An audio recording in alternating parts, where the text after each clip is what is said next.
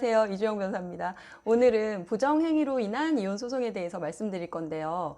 전체 사유 중에 부정행위로 인한 이혼이 차지하는 비중이 어느 정도일까요?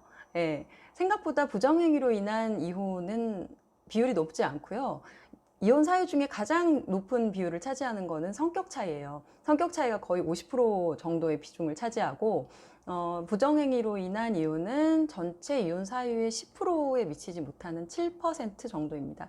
그럼 우선 그 부정행위로 인한 이혼 소송을 제기할 때는 그 증거를 어느 정도로 확보해야 되느냐, 이게 이제 제일 문제인데요.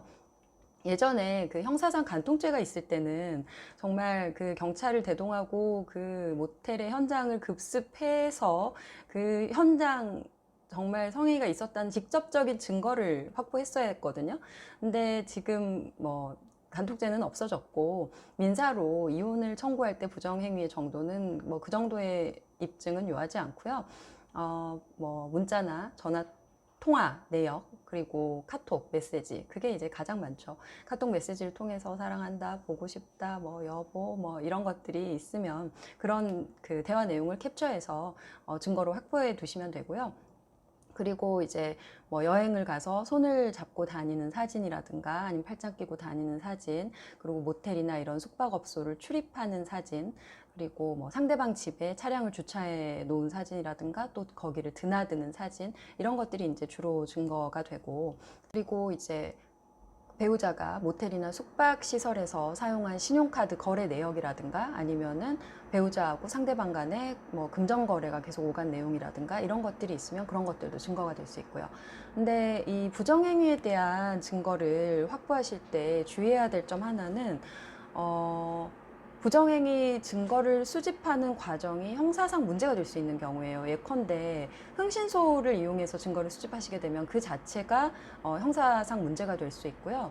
그리고 제가 본인이 대화 내용의 주체가 되는 경우, 예컨대 제가 배우자와 통화를 해서 뭐 부정행위에 관한 인정을 하는 내용을 녹취한다든가 아니면 제가 그 배우자의 상간자와 통화를 해서 그 부정행위를 인정한 녹취를 한다든가 이런 것들은 문제가 없는데, 상대방과 제3자 간의 대화를 녹취한다면 이것은 형사상 문제가 될 수 있거든요. 그래서 이런 증거들을 수집할 때는 굉장히 주의 깊게 해야 되고요. 그리고 배우자 동의 없이 위치 추적기 설치한다든가 이런 것들도 다 문제가 될 수 있어요.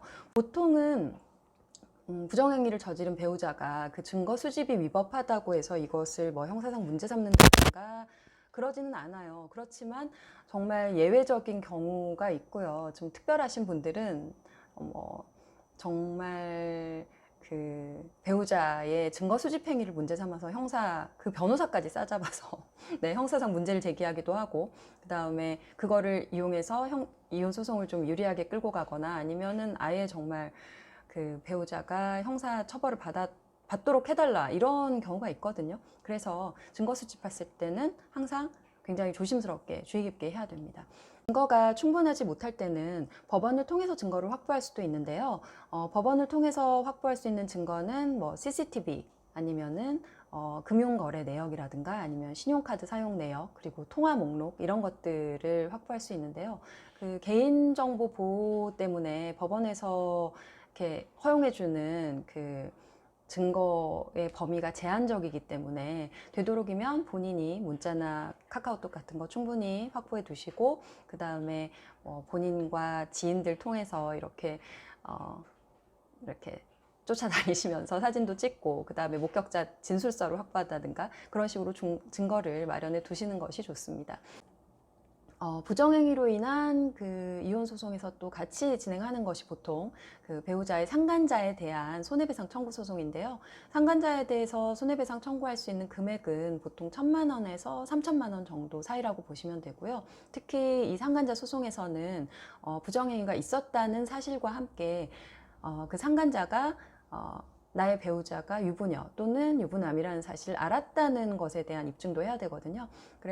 그리고 상간자뿐만 아니고 당연히 상대방 배우자에 대해서 위자료 청구할 수 있고요. 위자료 청구할 수 있는 금액도 보통 2, 3천만 원 정도예요.